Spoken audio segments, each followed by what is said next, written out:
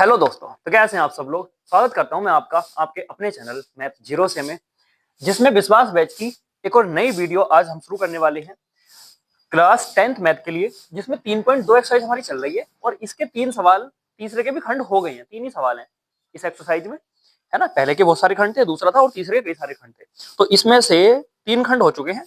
आज हमारा खंड होगा चौथा, जो मैं आपको होमवर्क में भी देता हूँ कि आगे करके देखना। अगर आपने देखा है तो बहुत अच्छी बात है, नहीं देखा है तो बहुत बेकार बात है, देखना चाहिए था।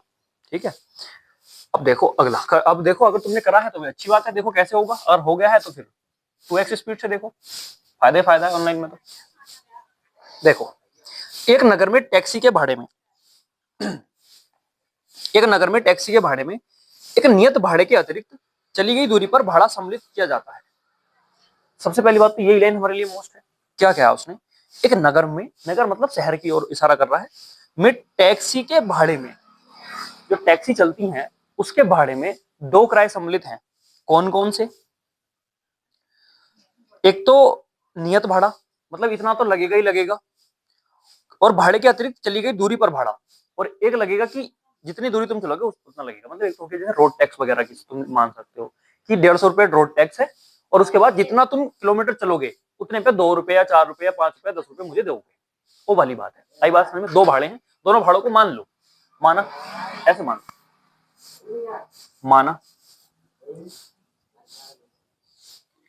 नियत भाड़ा बराबर x रुपए। ठीक है, और ऐसे हम मान लेंगे, माना किलोमीटर पे चला गया भाड़ा, ऐसे करके होगा इसमें। वही जैसे इसने कहा ना वैसे सेम मानेंगे। नियत भाड़े का चली गई दूरी पर भाड़ा, माना चली गई दूरी पर भाड़ा। ठीक है भाई, उसको मान लेंगे हम 22 रुपए। ठीक दोस्त, यहां तक तो मस्त मस्त चल रहा है सब। आगे क्या कहेगा, अब प्रश्नानुसार चलेंगे। जैसे जैसे हमसे प्रश्न कहेगा, तो एक लाइन यहां लिख देता हूं, लाइन का एक वर्ड ही है प्रश्नानुसार। देखो, अब प्रश्न हमसे क्या कह रहा है, ये कह रहा है कि 10 किलोमीटर दूरी के लिए भाड़ा 105 है तथा 15 किलोमीटर के लिए भाड़ा 155 है।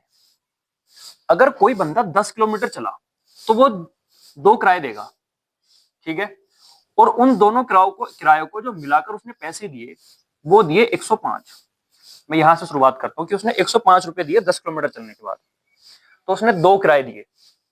पहला किराया तो दिया उसने नियत भाड़ा, कि ये तो तुम्हें देना ही देना है, चाहे तुम 1 किलोमीटर चलो, चाहे 2 किलोमीटर चलो, चाहे 3 किलोमीटर चलो, रोड टैक्स मान सकते हैं इसको। प्लस दूसरा किराया देगा चली गई दूरी पर। कितनी दूरी चला है? 10, और हमने मान कितना रखा है? 22। ठीक है, या माना 1 किलोमीटर चली गई दूरी, तो यहां 1 किलोमीटर कर लेगा। माना 1 किलोमीटर चली गई दूरी पर भाड़ा 22 रुपए है। ठीक, जैसे मैं कहूं कि तुम्हें 10 किलोमीटर दूर जाना है, ठीक, और 1 किलोमीटर का जो भाड़ा है वो 5 रुपए है, तो टोटल कितने रुपए दोगे? तो आप कहोगे 5 के हिसाब से 10 किलोमीटर जाना है, हम 50 रुपए देंगे। कैसे पता करोगे? भाड़े की गुणा दूरी से कर दो, तो तुम्हारा क्या निकल जाएगा? मूल्य। या जो तुम्हें किराया देना ना, पूरा किराया निकल जाएगा 10 किलोमीटर का। तो वही काम हमने यहाँ किया है। उसने कितने रुपए दिए हैं? उसने दिए हैं 105 रुपए। इसी को मानेंगे समीकरण 1। ये बात समझ में आनी बहुत जरूरी है। मैं समझा रहा हूँ तो लगे तुम्हें आसान लग सकती है, लेकिन अगर खुद पढ़ोगे ना घूम जाओगे, हिले फिरोगे कि क्या पढ़े, कहां से पढ़े, कौन सी लाइन माने। ठीक है, तो ध्यान से देखो। अब दूसरी बात उसने दूसरी क्या कही कि अगर 15 किलोमीटर चलता है तो 15 चले या 10 चले, ये वाला क्या किराया तो निश्चित है कि x रुपए तो देगा ही देगा। ये कंडीशन भी बना सकते हैं, मैं बनाता नहीं जाता है, थोड़ा शॉर्ट कर देता हूँ। क्या 15 किलोमीटर चलने पर, तो यहाँ लिख सकते थे 10 किलोमीटर चलने पर किराया, 10 किलोमीटर चलने पर किराया। इतने बड़े तो हो चुके हो तुम, इतना तो कर सकते हो, चलने पर किराया ऐसे करके लिख लेते हैं। ठीक है, ऐसे यहाँ 15 किलोमीटर चलने पर किराया।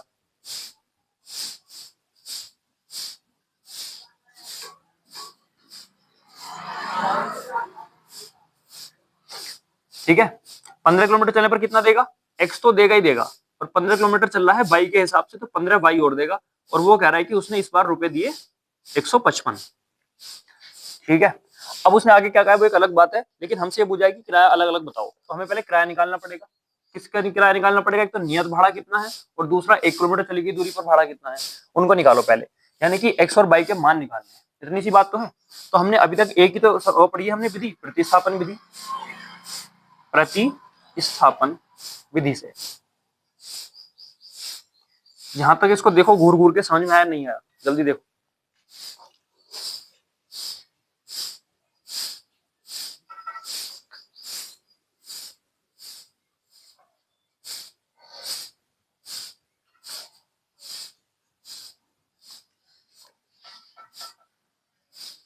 देखो अगर आपको यहां तक समझ में आ गया है ना तो आगे चलते हैं। प्रतिस्थापन विधि क्या कहती है? ये कहती है कि समीकरण एक से x का मान निकालो तो निकाल लो। तो मैं यहाँ यही लाइन लिखने वाला हूं, समीकरण एक से x का मान निकालने पर, x का मान निकालने पर समीकरण एक है हमारी x प्लस के 10 बराबर 105। x का मान निकालना है तो x को यहीं रहने देना है, ये बात बहुत बार बताई है। और जो ये 10 है इसको उधर लेके जाओगे, इधर प्लस में उधर किस में जाएगा, माइनस में। तो बराबर 105 इधर पहले से ही बैठा हुआ है तो पहले 105 लिखोगे, कभी पहले ले जाके 10 लिख दो। 105 उधर पहले से ही है तो वो पहले से ही रहेगा, फिर माइनस का 10 पहुंचेगा। ठीक है दोस्त, चलो तो यहां से हमारा x का मान कितना आ जाएगा भाई, यही x का मान आ गया। और क्या करना है, बस यही हमारा क्या आ गया, x का मान। इसी को हम क्या कहते हैं, समीकरण नंबर ए। कहते हैं नहीं कहते हैं भाई, बताओ। ठीक है, अब देखेंगे अब क्या करना है। x का मान समीकरण 2 में रखने पर, 1 से निकालते हैं 2 में रखते हैं, 2 से निकालते हैं तो 1 में रखते हैं। x का मान समीकरण 2 में रखने पर, 2 में रखने पर, ठीक। समीकरण 2 है x प्लस का 15 x प्लस का 15 बराबर 155 है क्या नहीं है। अब x का मान रखना है। देखो x का मान कितना है, 105 माइनस का 10 तो जहां पे x है वहां पे रखूंगा मैं 105 माइनस का 10 फिर प्लस का चिन्ह है, प्लस 15 से तो कुछ नहीं कहा तो 15 और बराबर में आ जाएगा 155। ओके, अभी तक कुछ यहां तक तो सेम ही चल रहा है सारा मेथड। इसके प्रतिस्थापन के बाद तो सेम ही है, इतने सारे सवाल कर लिए, अब तो आजानी चाहिए है ना। अब देखो यहां से क्या करना है, कैलकुलेशन करनी है थोड़ी सी। ये 10 है, ये 15 है। 15 प्लस का है, 10 माइनस का है। बड़ा कौन है, 15। चिन्ह का है प्लस का, तो प्लस का 5 बचेगा नहीं बचेगा, तुम कहोगे सर बिल्कुल बचेगा। अब देखो ये किस 105 इधर, इधर वाला चिन्ह देखो प्लस में है ना 105, तो अगर इधर प्लस में है तो दूसरी तरफ माइनस में जाएगा, तो ये आ जाएगा 155 माइनस 105। ठीक है, तो ये आ गया तुम्हारा 5 बराबर 155 में से 105 जाएंगे तो 50 बचेंगे। अब ये गुणा में तो है इसकी, अगर ये गुणा में है तो उसमें काय में जाएगा, भाग में। तो बाई बराबर 50/5 और 5 ढाई 50, तो बाई का मान यहां से कितना आ जाएगा, 10। एक अच्छा सा प्यारा सा मान आ गया। अब क्या करते हैं, अब पिछला वाला स्टेप की बाई का मान समीकरण, अब चाहे तुम 1 में रख दो, चाहे 2 में रख दो, चाहे ए में रख दो, तीनों से एक ही मान निकल के आएगा, सेम आएगा। तो मैं बाहर रखूंगा जहां मुझे कैलकुलेशन कम करनी पड़े, मुझे कहां कम करनी है, यहाँ पे। बाई का मान समीकरण ए में रखने पर,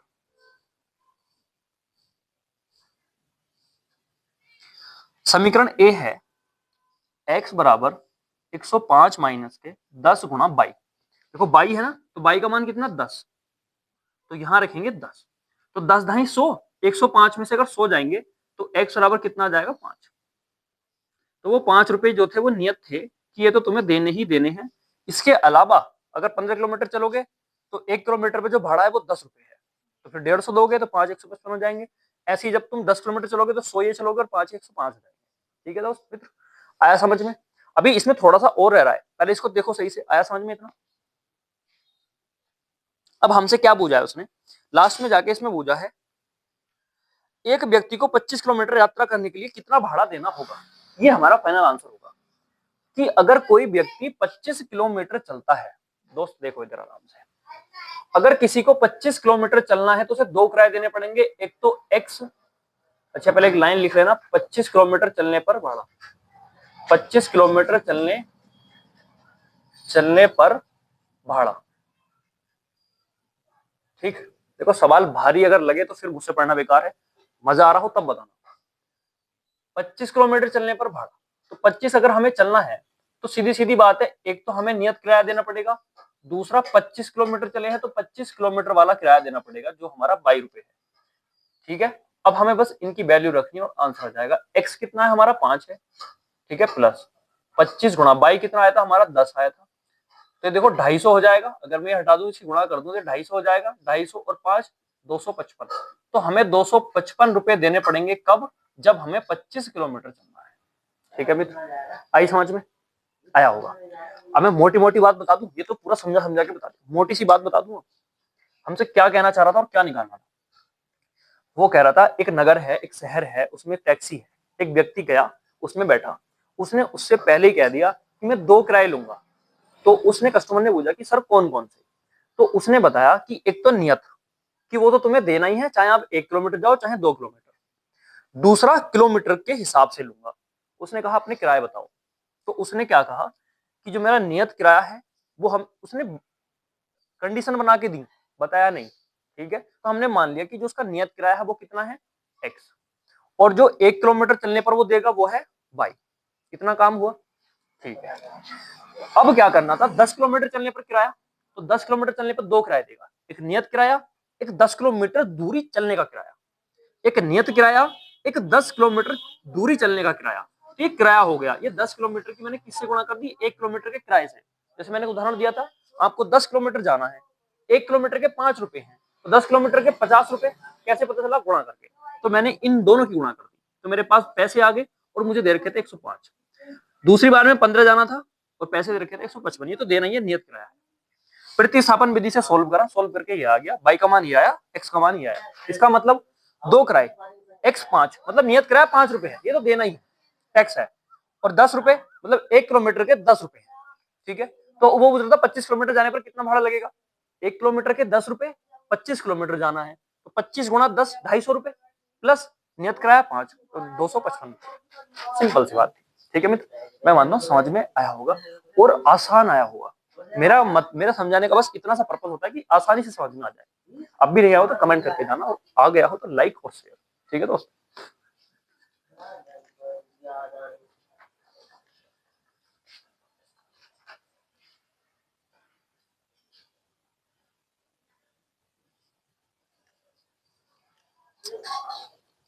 अब इसको रफ कर देते हैं मित्र, अगला सवाल देखना है अभी।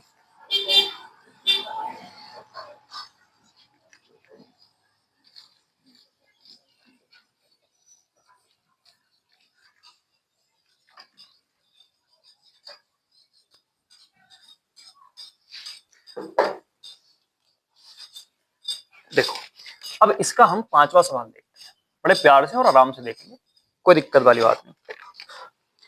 5वें में कह रहा है यदि किसी भिन्न के अंश और हर दोनों में 2 जोड़ दिया जाए। कह रहा है कोई एक भिन्न है, उसके अंश और हर में 2 जोड़ दिया जाए, ना हमें अंश का पता ना हमें हर का पता, तो हम क्या जोड़ेंगे, कैसे जोड़ेंगे। ठीक है, तो सबसे पहला काम क्या निकल के आया, खुद ही दिमाग में बात आनी चाहिए कि सर पहले अंश तो पता हो भैया, बाई तो पता हो, है कि नहीं है, तो वो मान लो, तुम हर मान लो, है ना।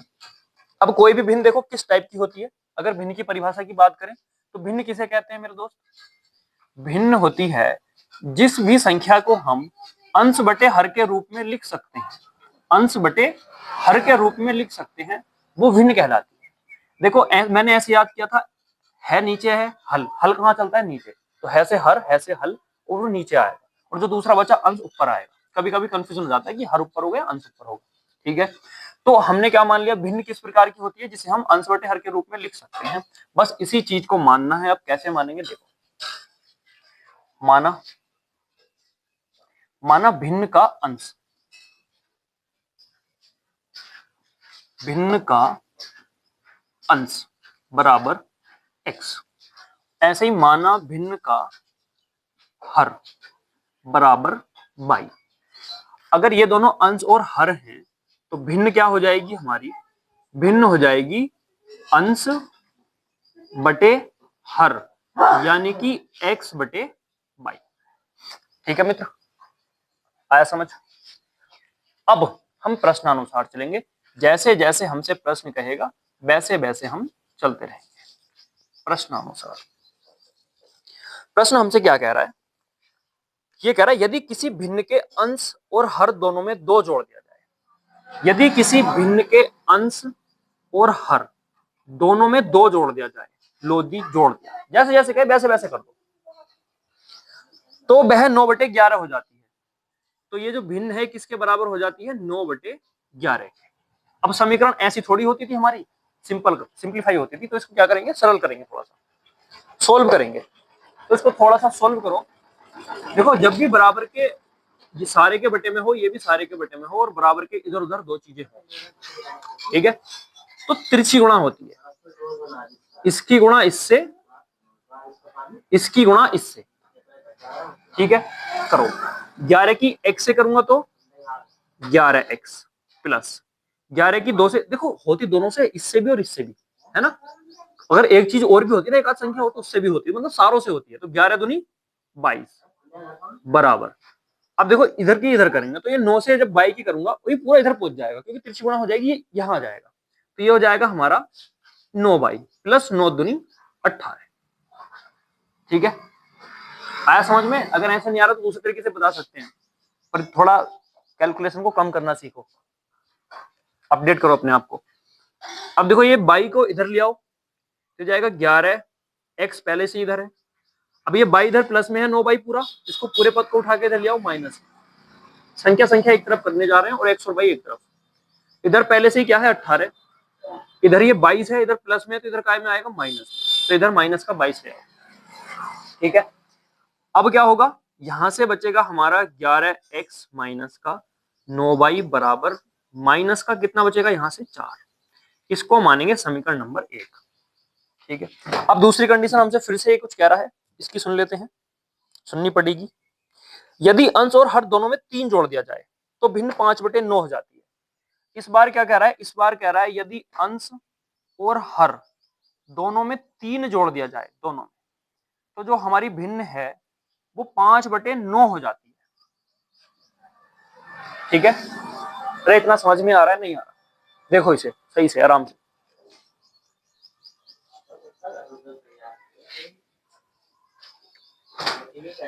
देखो भाई, तो वही सेम बात है, सारा ऊपर गुणा में है, नीचे मतलब पूरे बटे में है, पूरे के इधर भी और इधर भी पूरे के बटे में संख्याएं हैं। तो क्या हो जाएगा? तिरछी गुणा, इसकी इससे हो जाएगी, इसकी इससे हो जाएगी, और दोनों से होती है, कभी अकेले इससे कर दो, या मैं और यहां सिंप्लीफाई करके चलो बता देता हूँ। 9 की गुणा इससे हो जाएगी, तो ये ऐसे करके आएगा 9x प्लस का 3, ठीक है, बराबर इधर पहले से क्या है? 5, और इसकी गुणा में 22 प्लस का 3, पूरा का पूरा ऐसे ही आएगा 22 प्लस 3, ठीक है, ऐसे करके आता है।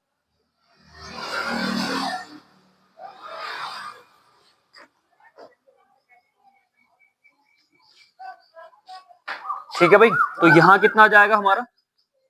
5।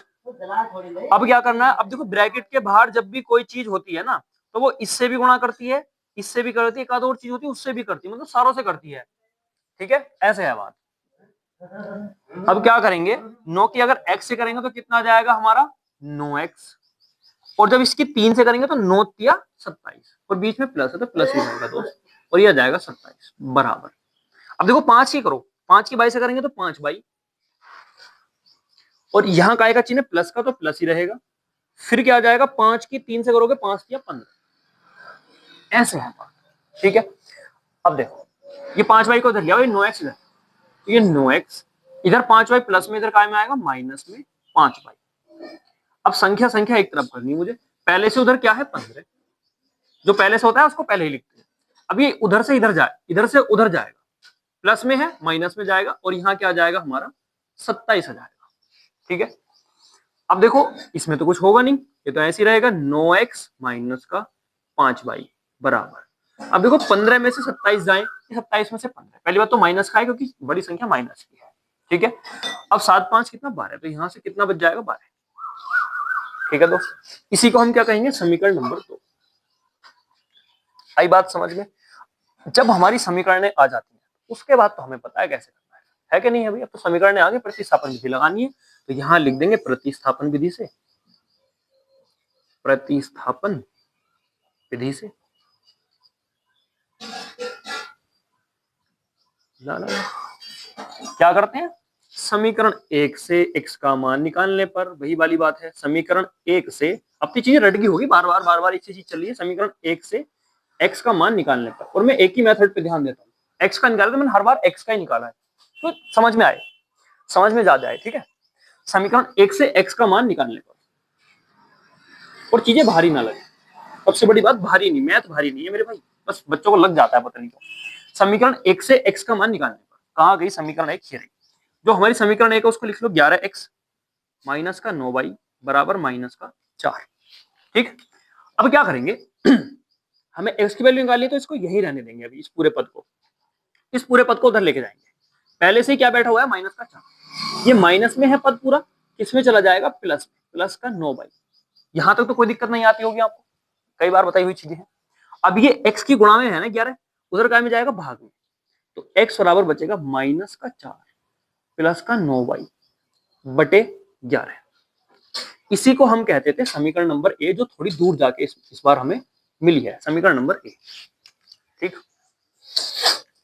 जगह का अभाव पड़ेगा इस बार, जरूर जरूर करेंगे एडजस्ट, मारेंगे कहीं कैलकुलेशन शॉर्ट करके, ठीक है।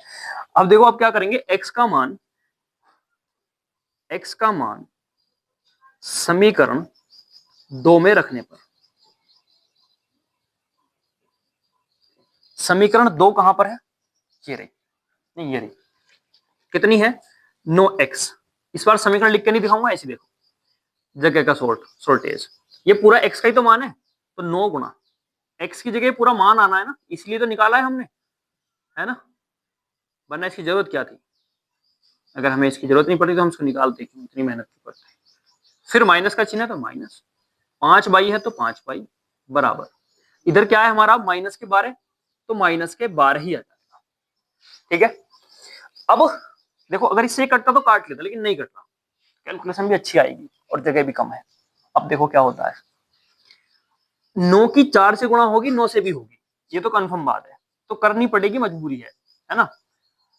हाँ जी, अब ये माइनस का चिन्ह है तो माइनस तो रहेगा, तो 9 चौक 36 प्लस 9 की 9 से करूंगा 9 9 81, ये तो मान सकता हूं मैं तुम्हें कि पहाड़े याद है ना, मानना पड़ेगा इतना तो, क्योंकि हाई स्कूल में हो।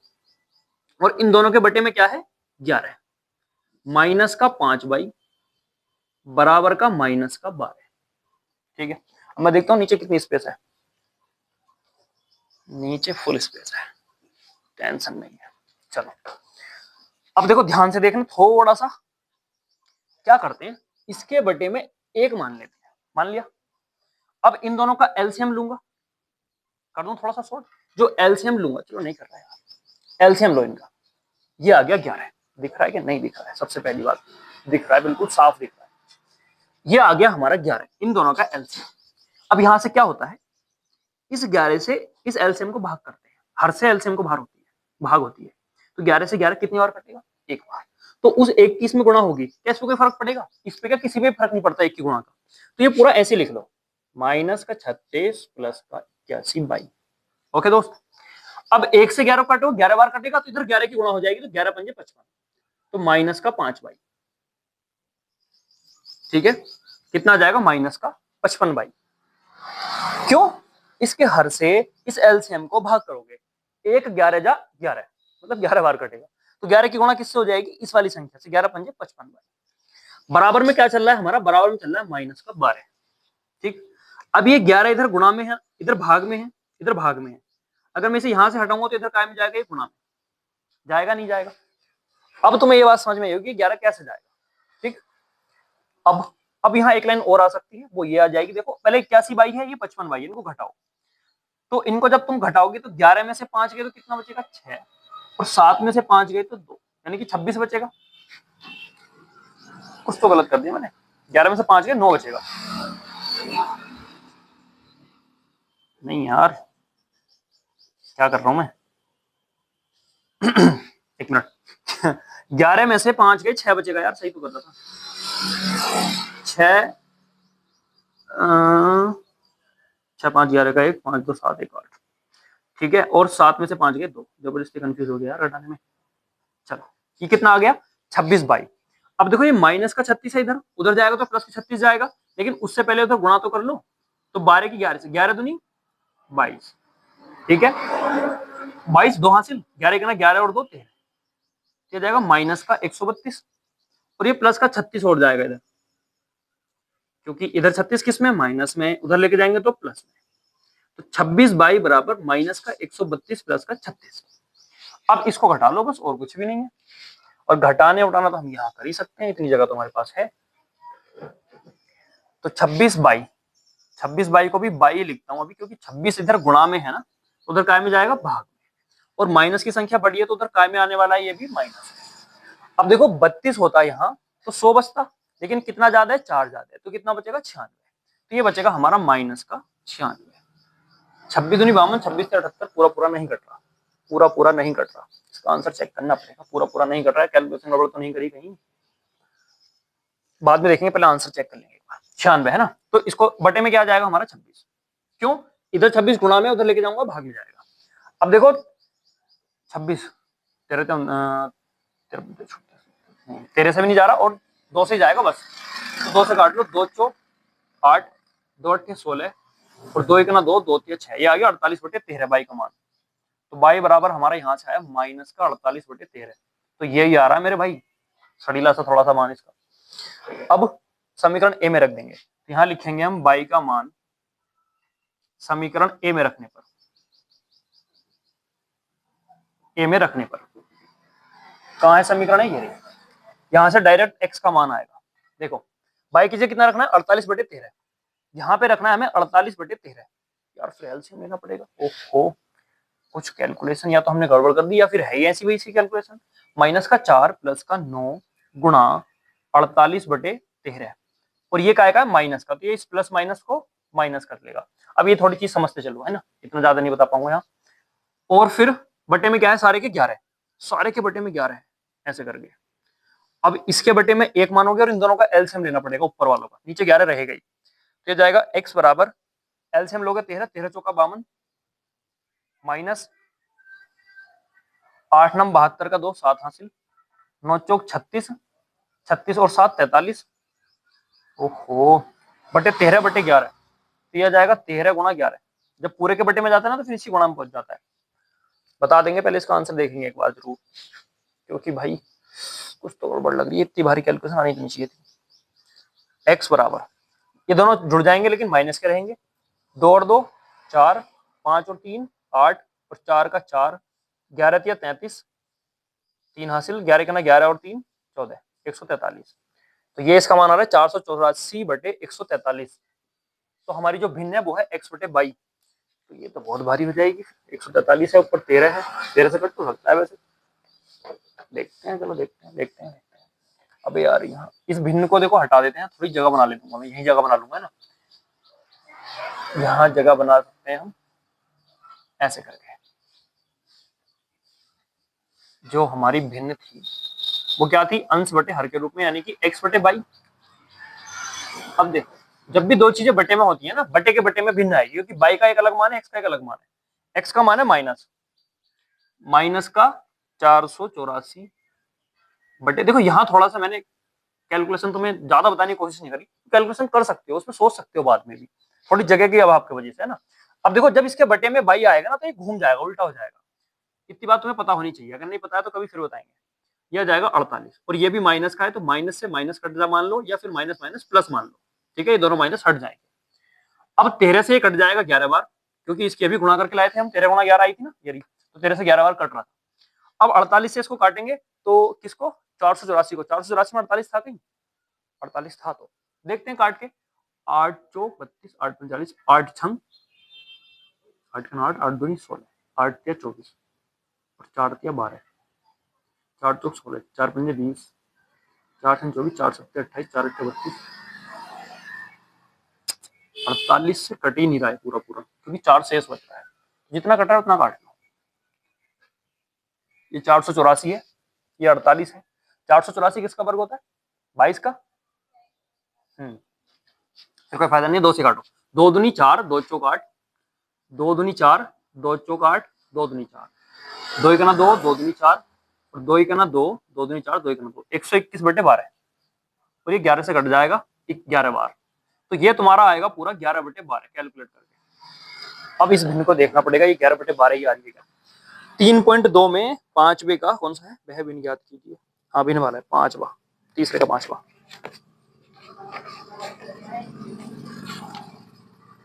तीसरे का पांचवा, x बराबर 7, y बराबर 9। ओहो, जहाँ x और y क्रम से भिन्न के अंश और हर हैं। 11x माइनस के 9y प्लस के 4, 11x माइनस के 9y, ये समीकरण में थी 11x माइनस के 9y, आगे 11x माइनस के 9y बराबर माइनस के 4, और दूसरी में भी 6x माइनस के 5y बराबर माइनस का 3। दूसरी कहाँ गई? 6x क्या कर दिया तेरी यार, 5/9 ना होके 5/6 था दोस्त, इसलिए आंसर अलग आ रहा है और कैलकुलेशन भारी आ रही है, इसीलिए आंसर गलत आया है और आंसर थोड़ा सा भारी आया है, पर पूरा मेथड सेम है। आपको क्या करना है, 9 की जगह 6 कर देना है बस। तो आपको एक और सवाल इसके जैसा मिल जाएगा, प्रैक्टिस के लिए भी मिल जाएगा, आपका भी फायदा है। ठीक है, बाकी आप इसका स्क्रीनशॉट ले लो, सवाल पूरा ठीक है। दिक्कत कहाँ है, यहाँ 6 था 9 नहीं था, बस इतनी सी बात है। उतारो इसे, स्क्रीनशॉट ले लो इसका। अब तुम्हें होमवर्क में भी यही काम मिल गया। क्या करना है तुम्हें होमवर्क में, कि इसी के जैसा बिल्कुल यहाँ 6 करके पूरा सवाल करके देखना है, आ जाएगा बिल्कुल। ठीक है, और कमेंट में बताना है कि आ गया नहीं आया। इसको रफ करते हैं, एक और सवाल ले रहा है उसको कर लेते हैं इस एक्सरसाइज का। ये एक्सरसाइज आज ही खत्म। मैं समझ रहा था जब भारी कैलकुलेशन आ रही थी कुछ ना कुछ गड़बड़ हो गई।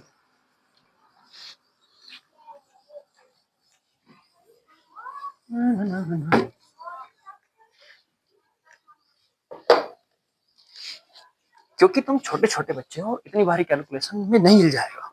इतने अगर तुम करते नहीं तो फिर मैंने भी यार बहुत टाइम लगाया समझाने में, और इतना टाइम तुम्हें लगता तो फिर एग्जाम तो हो गया। अगर इतना टाइम किसी क्वेश्चन में दिया जाएगा तो, है ना। उस हिसाब से मैं बता रहा था कि नहीं कुछ तो गड़बड़ हुई है। चलो, अब यह 5 वर्ष बाद जैकब की आयु उसके पुत्र की आयु से 3 गुनी हो जाएगी। एक जैकब है, उसका पुत्र है, तो जैकब की आयु 3 गुनी हो जाएगी अपने पुत्र की आयु की। आयु है कितनी, पहले तो ये पता नहीं ना आयु है कितनी, तो दोनों की आयु मान लो। तो यहां मान लेंगे हम, माना जैकब की आयु,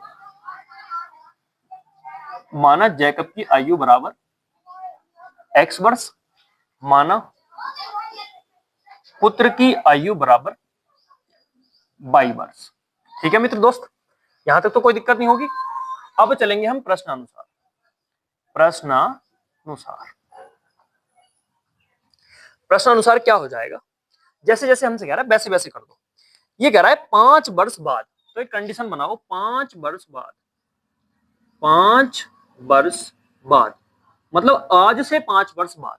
ये वर्तमान आयु है, माना जैकब की, यहां लिख लेना चाहिए वर्तमान, वर्तमान आयु यहां भी लगा लेना वर्तमान आयु, ये वर्तमान आयु है। 5 वर्ष बाद कितनी हो जाएगी, 5 वर्ष बाद जैकब की आयु, जैकब की जो आयु है वो कितनी हो जाएगी, x + 5, और जो पुत्र है उसकी आयु कितनी हो जाएगी, y + 5। ये तो नॉर्मल सी बात है, यहां मत कहना सर कैसे हुआ। आज अगर x है तो 5 वर्ष बाद 5 जोड़ दो, आज अगर y है तो 5 वर्ष बाद 5 जोड़ दो। तुम्हारी आयु आज 10 है, तो 5 वर्ष बाद कितनी हो जाएगी, 10 + 5 15, ऐसे है। ठीक है, अब हाँ ठीक है, अब इनमें कंडीशन क्या है, 5 वर्ष बाद जैकब की आयु, 5 वर्ष बाद जैकब की आयु जो है ना, ये x + 5 जो है, ये अपनी पुत्र की आयु का, अपने पुत्र की आयु से 3 गुनी हो जाएगी। इसके पुत्र की आयु कितनी है, y + 5। अब ये दोनों बराबर करने के लिए क्या कह रहा है वो, कि इसकी 3 गुनी है, अपने पुत्र की आयु की 3 गुनी जैकब की आयु है 5 वर्ष बाद। दोबारा सुन लो, 5 वर्ष बाद जैकब की आयु अपने पुत्र की आयु की 3 गुनी है। ठीक है, आया हो समझ में। अब बस इसको यहीं कर लो कैलकुलेट थोड़ा सा, ये हो जाएगा x + 5 बराबर 3 के अंदर गुणा करेंगे तो 3y + का 5 दिया 15, y को इधर ले आओ, x - का 3y बराबर, ये प्लस में इधर माइनस में, तो यहां से बचेगा x - 3y बराबर 15 में से 5 के 10। समीकरण नंबर 1। दूसरी कंडीशन क्या है सुन लो, 5 वर्ष पूर्व, 5 वर्ष पूर्व मतलब 5 वर्ष पहले, तो दूसरी कंडीशन बनाएंगे 5 वर्ष पहले, पहले यानी कि पूर्व। ठीक है, 5 वर्ष पहले मतलब पूर्व। ठीक दोस्त, अब देखो 5 वर्ष पूर्व इनकी आयु कितनी हो जाएंगी, तो तुम यहां देखोगे जो जैकब है, जैकब की आयु कितनी हो जाएगी भाई, x माइनस 5। वर्तमान आयु x है, 5 वर्ष पहले x माइनस 5। और पुत्र की आयु कितनी हो जाएगी दोस्त, y माइनस 5। ठीक है, आगे कंडीशन बना दो। समीकरण एक यहां बन गई है, दूसरी यहां बन जाएगी। देखो क्या कह रहा है, उसके पुत्र की आयु की 7 गुनी थी, 7 गुनी थी। जो हमारे जैकब जी हैं, इनकी आयु जो है x माइनस 5, ये अपने पुत्र की आयु की 7 गुनी थी 5 वर्ष पहले, और 5 वर्ष बाद कितनी गुनी थी, 3 गुनी। ऐसी बात है, जैकब की आयु अपने पुत्र की आयु की 7 गुनी थी, तो कर दी 7 गुनी यार, इसमें क्या है। ठीक, अब बस इसको समीकरण रूप में लिख लो, x माइनस 5 बराबर 7y माइनस 5 सत्ते 35। इसको इधर ले आओ, ये हो जाएगा x माइनस का 7y, क्योंकि इधर प्लस में और इधर पहले से माइनस का 35 है, ये माइनस में उधर प्लस में पहुंचेगा, प्लस का 5। ठीक है,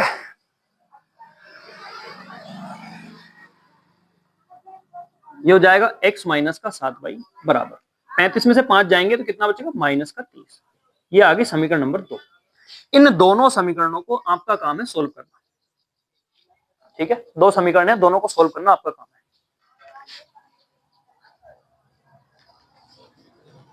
ठीक है दोस्त, और इसी के साथ हमारी इस एक्सरसाइज का यही एंड हो जाता है।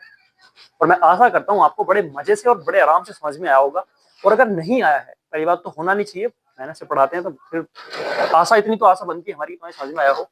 अगर आया हो तो एक बार लाइक और कमेंट करके जरूर जाएंगे। ठीक है, और हमारे ग्रुप से जुड़ने के लिए इस वीडियो के डिस्क्रिप्शन में एक लिंक दिया हुआ है व्हाट्सएप चैनल, उससे आप जुड़ सकते हैं हमारे साथ। ठीक है दोस्त, बाकी मिलते हैं आपसे अगली वीडियो में। धन्यवाद।